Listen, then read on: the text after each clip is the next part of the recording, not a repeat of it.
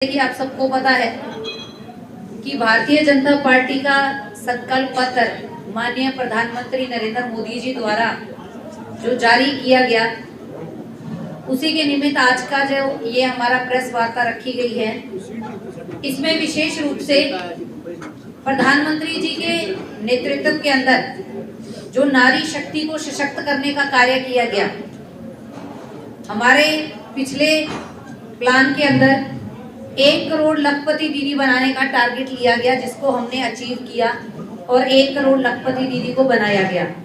अभी हमारे आने वाले समय में 5 वर्षों में 3 करोड़ लखपति दीदी नई बनाने का हमारा जो मैनिफेस्टो के अंदर है, हमारी जो मोदी जी की गारंटी है कि हम 3 करोड़ हमारी नई लखपति दीदी बनाएंगे। भाजपा का ये संकल्प है कि जो हमारे वरिष्ठ नागरिक हैं, उनके लिए तीर्थ यात्रा के लिए विशेष रूप से प्रबंध किया जाए, आरंभ किया जाए। और सरकार ने बीज से लेकर बाजार तक किसानों की आय को दुगनी करने का जो संकल्प लिया, उसको पूरा भी किया और आगे भी संकल्प इस वक्त के लिए है कि आगे किसानों की आय को और बढ़ाया जाएगा। अगले 5 सालों में नैनो यूरिया और प्राकृतिक खेती को लेकर जमीन की सुरक्षा की जाएगी। इसमें 2014 से लेकर निरंतर कार्य चल भी रहा है और आगे भी भारतीय जनता पार्टी इसके लिए संकल्पबद्ध है कि हमारी प्राकृतिक खेती को बढ़ावा दिया जाएगा। प्रधानमंत्री जी 10 वर्षों के भारत को 11वें स्थान की जो हमारी अर्थव्यवस्था थी, उससे हमने 5वें स्थान पर लेके आए और आने वाले हमारे समय में 5 वर्षों के कार्यकाल में तीसरी बड़ी अर्थव्यवस्था बनाने का हमारा संकल्प है। इसके साथ ही मोदी जी ने नागरिकों को शुद्ध पानी, साफ हवा और पोषक भोजन मिले, इसके लिए भारतीय जनता पार्टी संकल्पबद्ध है कि इसके लिए विशेष रूप से कार्य किए जाएंगे। हमारे प्रधानमंत्री की जो गारंटी है, इस गारंटी की गारंटी सिर्फ भारत नहीं देता, विश्व भी इस बात को मानता है। और जो माननीय प्रधानमंत्री जी ने पिछले कार्यकाल के दौरान करके दिखाया, बड़े युद्धों के अंदर उनकी भूमिका रही, उसमें विश्व ने भी ये माना कि मोदी जी जो गारंटी दे रहे हैं वो मोदी जी कहने के लिए नहीं, मोदी जी की जो गारंटी है, मोदी जी वो पूरा करने की गारंटी लेते हैं। 1,00,000 युवाओं को मेरिट के आधार पर हमारी हरियाणा सरकार ने बिना पर्ची नौकरियां देने का काम किया। इसी तरह से हमारे माननीय पूर्व में मुख्यमंत्री श्री मनोहर लाल जी के कार्यकाल में हरियाणा के अंदर जो सुशासन स्थापित हुआ, उस सबके आप सब लोग गवाह हैं। हमारे 684 से अधिक सेवाओं को हमारे पोर्टल को ऑनलाइन किया गया, जिसका लोगों ने समय समय पर हम सब नागरिकों को बहुत ज्यादा लाभ हुआ। आज ऑनलाइन के माध्यम से जो हम 1 मिनट में कहीं से भी कोई जानकारी ले लेते हैं, ये हमारे हरियाणा के अंदर माननीय मनोहर लाल जी की देन है। और जो पूरे भारत का एक रोड मैप तैयार किया गया है कि कैसे हम भारत को आगे बढ़ाएं, कैसे 2047 के विकसित भारत के जो हमारा राष्ट्र है, वो सपना जो हम युवाओं ने लिया, हम साथियों ने लिया, हम भारतवासियों ने लिया कि हमारा 2047 तक का जो भारत है वो विकसित बने, उस संकल्प को पूरा करने के लिए ये हमारा संकल्प पत्र है। हमारे माननीय प्रधानमंत्री जी ने, नरेंद्र मोदी जी ने जो गारंटी के साथ ये संकल्प पत्र दिया है, ये मोदी जी की गारंटी है कि संकल्प पत्र को पूरा किया जाएगा।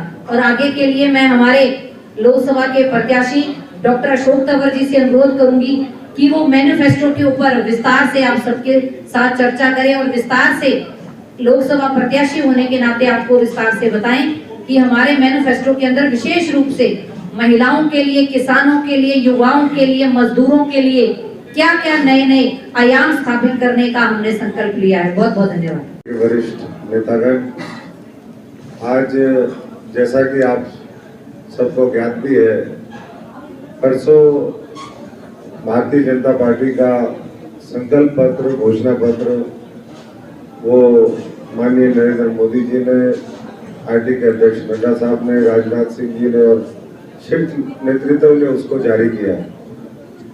और संकल्प पत्र और पार्टियां तो सिर्फ घोषणा करती हैं, इसलिए उनका घोषणा पत्र होता है। भारतीय जनता पार्टी संकल्प लेती है कि हम उसको पूरा करेंगे और पूरा होने की गारंटी स्वयं खुद देश के यशस्वी प्रधानमंत्री लेते हैं, इसलिए हम उसको संकल्प पत्र कहते हैं। ये संकल्प पत्र जो भारतीय जनता पार्टी 2024 में कहेगी वो तो करेगी, लेकिन उससे आगे बढ़ के भी बहुत से मैं समझता हूँ कि ऐसे काम है।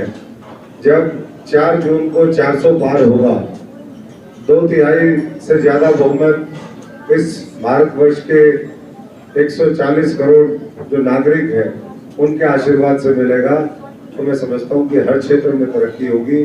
अभी मैं निताशा जी ने महिलाओं के सशक्तिकरण की बात रखी यहाँ पर, किस तरीके से युवाओं के लिए रोजगार देंगे, कैसे हम किसान मजदूर को ताकत बढ़ाएंगे, जो फ्री राशन है, जो योजना पिछले 5 वर्षों में लगातार जारी है, अगले 5 वर्ष फिर संकल्प लिया है कि उसको हम जारी रखेंगे।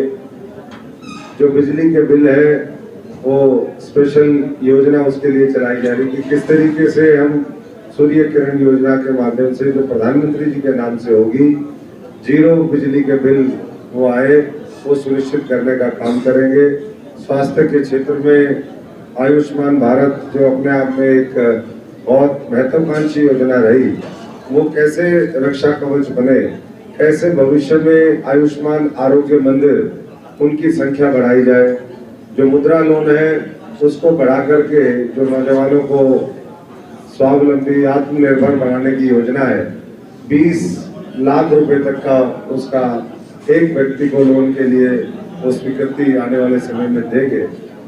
और सबसे बड़ी बात ये है, बाकी तो और बहुत सी चीजें हैं कि किस तरीके से हम शिक्षा के जगत में काम करेंगे, कैसे हम आने वाले समय में जो एम्स है उसकी संख्या बढ़ाएंगे, कैसे हम आयुष के जो है और केंद्र विकसित करेंगे। लेकिन इसके साथ साथ इस भारतवर्ष को 2047 के अंदर हम विकसित भारत बनाए, उसका जो संकल्प है, उसके लिए जो भी ब्लूप्रिंट हो सकता है वो भारतीय जनता पार्टी वो अगली जो तीसरी सरकार होगी नरेंद्र मोदी जी के नेतृत्व में उसको पूरा करेगी। 5 वर्षों के अंदर हम भारतवर्ष को तीसरी सबसे बड़ी अर्थव्यवस्था बनाने का काम करेंगे। और आप सब जानते हैं, क्योंकि हर व्यक्ति किसी न किसी प्रोफेशन से यहाँ पर जुड़ा हुआ है, कोई व्यापार से है, कोई खेती से। जब हम अपनी फसल बेचते हैं, जब किसान के खाते में पैसा आता है, जब आढ़ती के खाते में पैसा आता है, तो वो उसका जो मुनाफा होता है वो परिवार के पालन पोषण के लिए भी खर्च करता है, वो मकान बनाने के लिए भी करता है, वो बच्चों की शिक्षा चिकित्सा पे भी खर्च करता है, उसकी जो पेइंग कैपेसिटी है वो बढ़ती है, वो गाड़ी के ऊपर भी खर्च करता है, वो मकान के ऊपर भी खर्च करता है और जीवन स्तर बेहतर होता है। ऐसे ही जब देश की अर्थव्यवस्था पूरी दुनिया में तीसरी बड़ी अर्थव्यवस्था बनेगी, तो पूरा भारत जो है वो सुख समृद्धि के रास्ते पर आगे बढ़ेगा। यही नरेंद्र मोदी जी का और भारतीय जनता पार्टी का संकल्प है। और इसके लिए पहले पिछले 10 वर्षों में आदरणीय नरेंद्र मोदी जी के नेतृत्व में एक मजबूत बुनियाद इस देश में इंफ्रास्ट्रक्चर की रखी गई।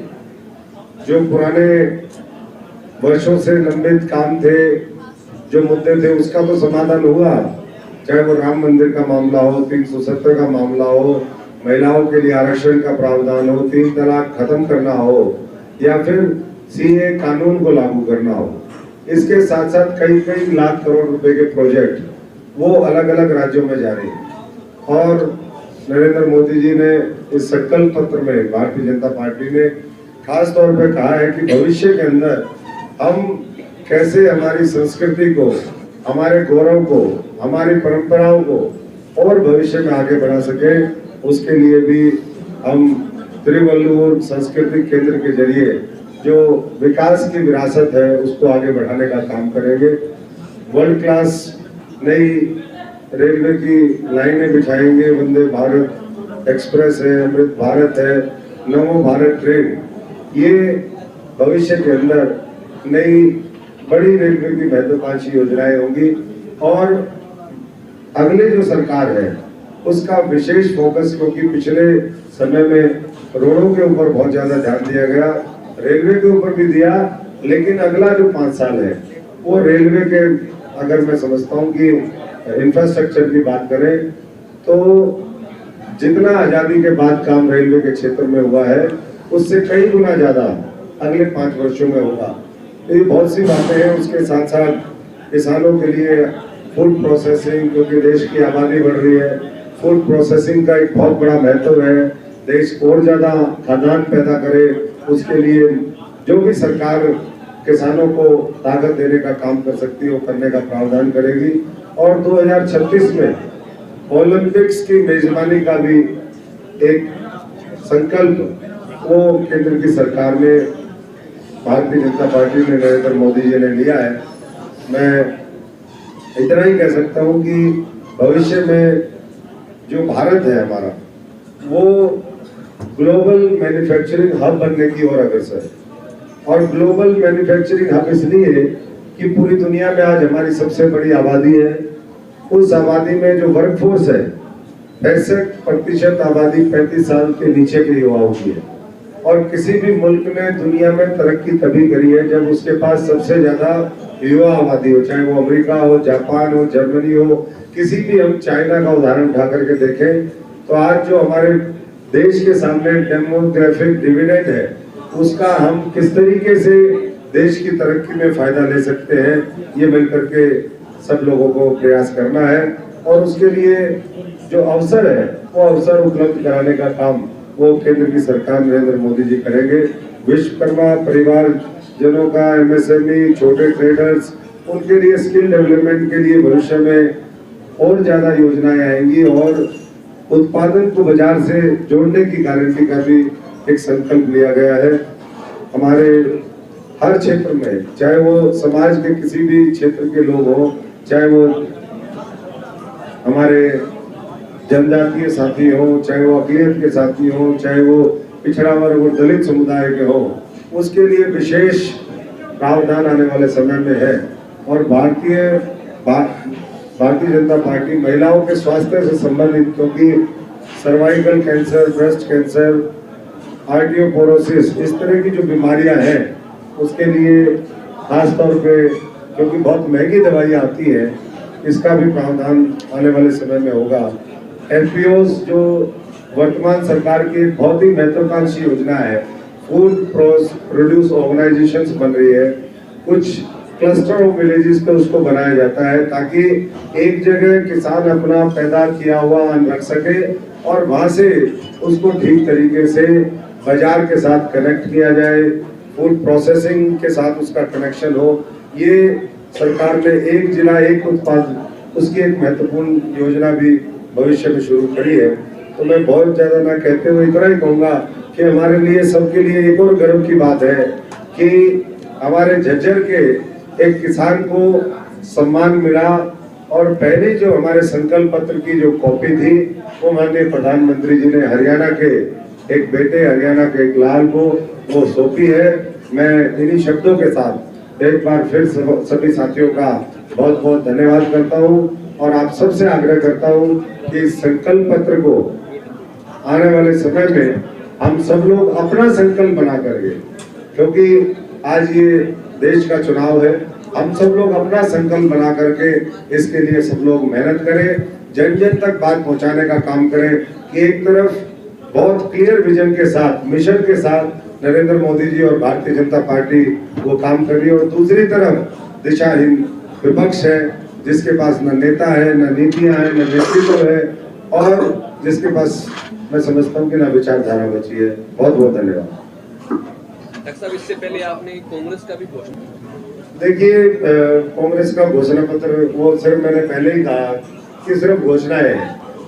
पहले भी वो घोषणा पिछली बार भी की थी, एक न्याय योजना।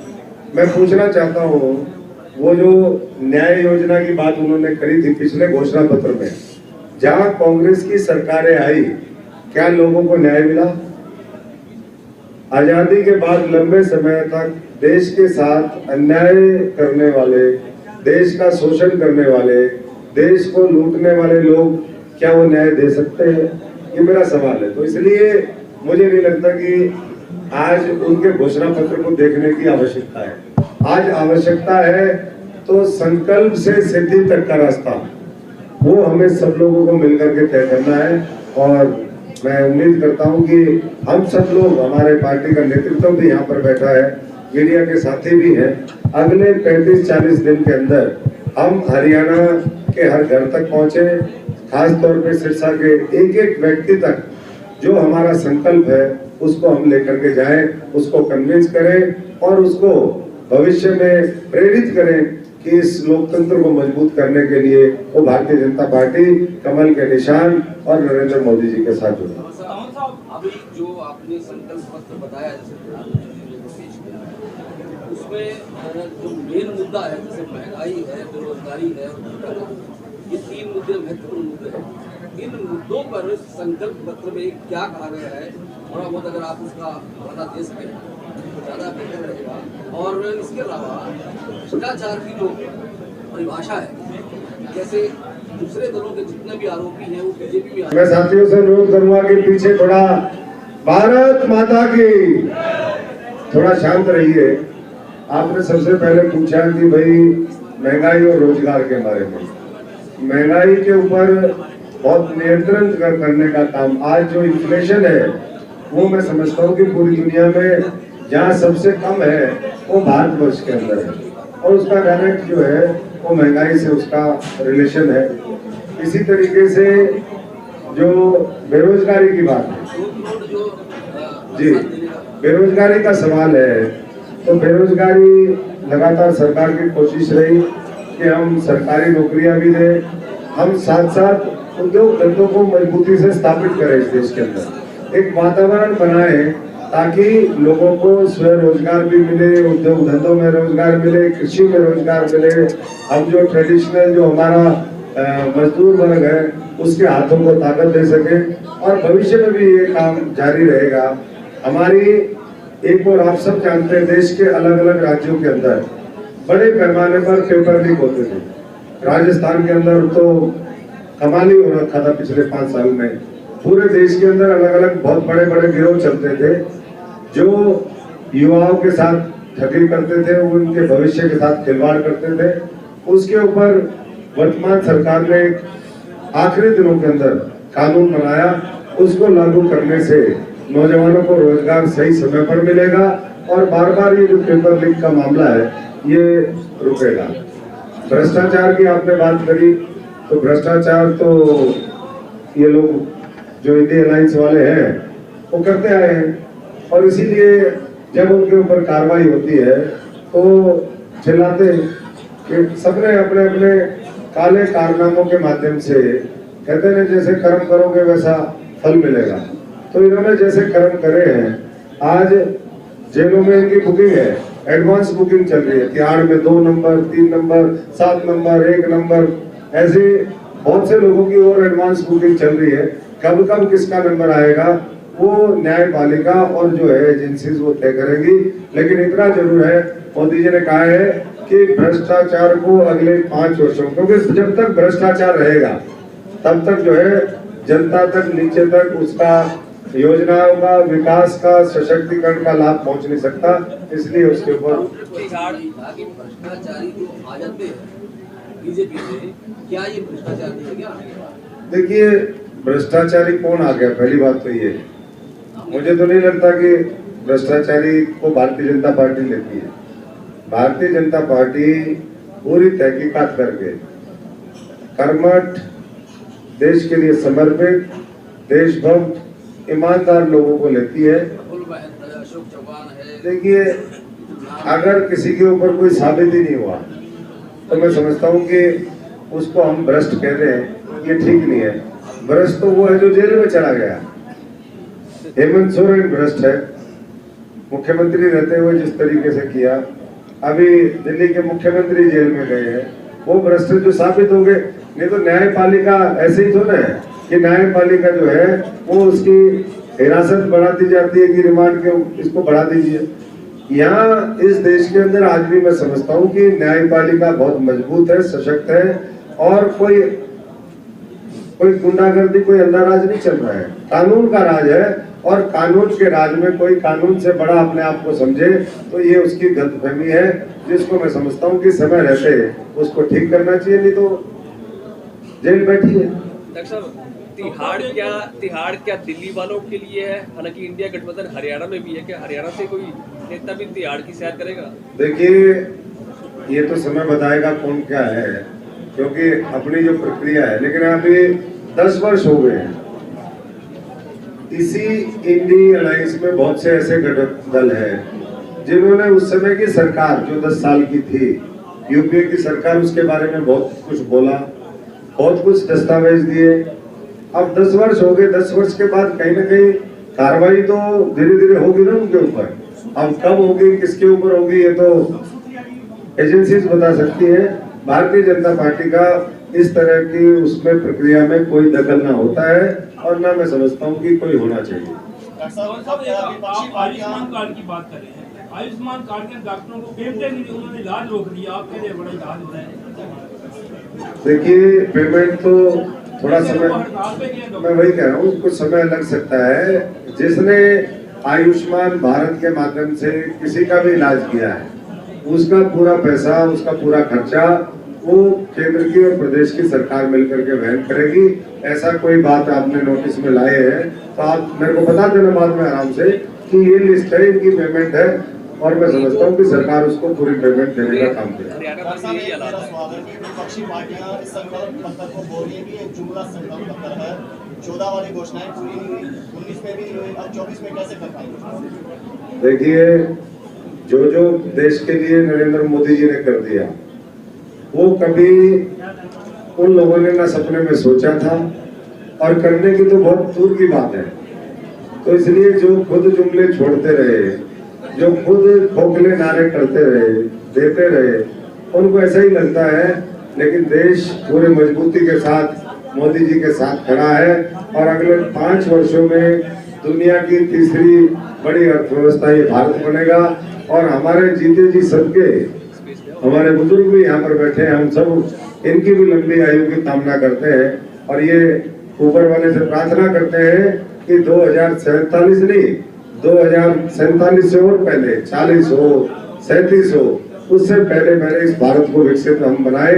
और ये अगर हमारे अंदर, पूरे देश के अंदर आज नरेंद्र मोदी जी के साथ कुछ लोगों की इच्छा शक्ति है, अगर पूरे देश की अगर इच्छा शक्ति और दृढ़ संकल्प ऐसा हो जाए तो बहुत जल्दी हम जो है उस टारगेट को अचीव करेंगे।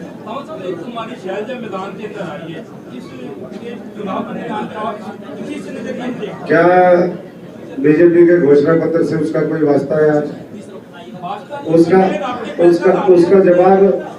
उसका जवाब पहले भी दिया, आगे भी देंगे। आज केवल और केवल मैं समझता हूँ कि जो भारतीय जनता पार्टी का संकल्प पत्र है, उसके साथ मैं सबसे गुजारिश करूंगा कि उसी के ऊपर फोकस करें। एक बार फिर मैं आप कुछ कहना चाहेंगे? कोई और साथी, किसी का और कोई सवाल? जी, किसानों का जो विरोध हो रहा है, उस किसानों के विरोध को तोड़ने के लिए आपके पास तोड़ क्या है? क्योंकि बार-बार विरोध हो रहा है, तो आप कैसे चलेगा? देखिए, कुछ साथी जिनको कहा कि पेड़ है, वो पेड़ किसकी तरफ से है? किसने कहा? रणजीत सिंह ने कहा था, पता नहीं किस कॉन्टेक्स्ट में उन्होंने बात कही होगी।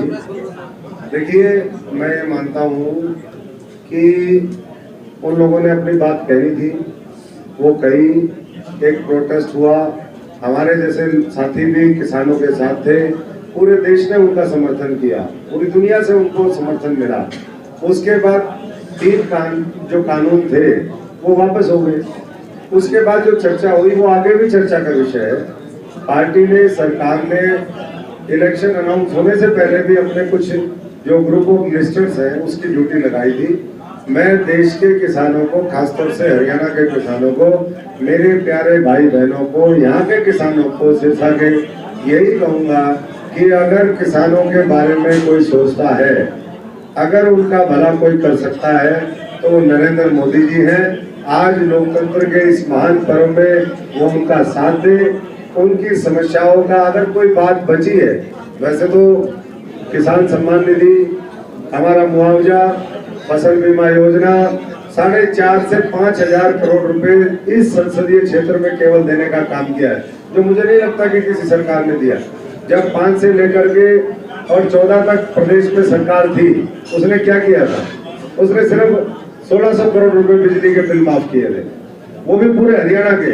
अगर पूरे हरियाणा की राशि जोड़ोगे तो कई है, अगर 4-5 हजार केवल एक संसदीय क्षेत्र में है तो उसको मोटा मोटा 10 से गुणा कर लीजिए, 8 से गुणा कर लीजिए, तो 40 से 50 हजार करोड़ रुपए मोटा मोटा जो है किसानों के खाते में गए हैं। और किसान जब हम फील्ड में जाते हैं तो कहते हैं जी हम आपके साथ हैं। किसान और देखिए, इक्का दुक्का कोई राजनीति से भी प्रेरित हो सकता है, कुछ उसमें और उछल कूद करने वाले कोई, देखिए जो अपना अस्तित्व डायरेक्ट मोदी जी से लड़के, भारतीय जनता पार्टी से लड़के नहीं बचा सकते, वो किसानों का नाम लेकर के, उनके किसानों ने खुद कहा है कि ये जो जिस तरह के लोग करते हैं ये हमारे लोग नहीं है, ये कोई और लोग होंगे। किसान अपनी बात शांति से, बहुत प्यार प्रेम से वो रखता है, उसकी बात हम सुनते हैं। लेकिन कोई किसानों की आड़ में अगर मैं समझता हूँ कि राजनीतिक मामला उसको करना चाहे तो वो न देश के हित में है, न लोकतंत्र के हित में है। बहुत बहुत धन्यवाद।